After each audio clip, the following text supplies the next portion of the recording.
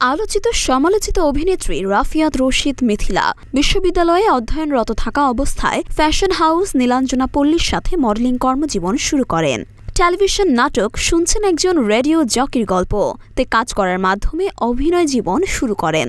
নাটকের পাশাপাশি চলচ্চিত্রে অভিনয় করে ভক্ত অনুরাগীদের মনে করে নিয়েছেন জায়গা।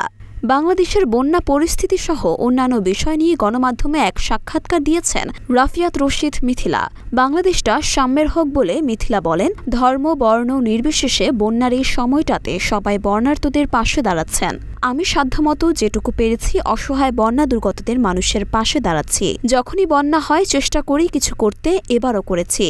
বৈষম্য বিরোধী ছাত্র আন্দোলনের বিষয়ে তিনি বলেন, আমরা সমর্থন করেছি, তাদের পাশে থেকেছি। শিক্ষার্থীরা মূল আন্দোলনটা করেছেন। ধন্যবাদ ও ভালোবাসা পাওয়ার কৃতিত্ব তাদেরই। ধর্ম বর্ণ নির্বিশেষে সবাই একসঙ্গে রাস্তায় নেমেছিলেন। এ অভিনেত্রী আরও বলেন, যখন কোনো অন্যায়ের বিরুদ্ধে প্রতিবাদ করা হয় তখন আমাদের সংহতি জানানো দরকার। যেখানে অন্যায় সেখানেই প্রতিবাদ করতে হবে, তাহলে দেশটা সুন্দর হবে। আমার প্রত্যাশা হচ্ছে অন্যায় যেন না হয়, বিনা কারণে মানুষ যেন আর মারা না যায়, ক্ষমতার অপব্যবহার যেন না হয়, সাম্যের দেশ হোক, সবাই যেন সমান অধিকার পায়।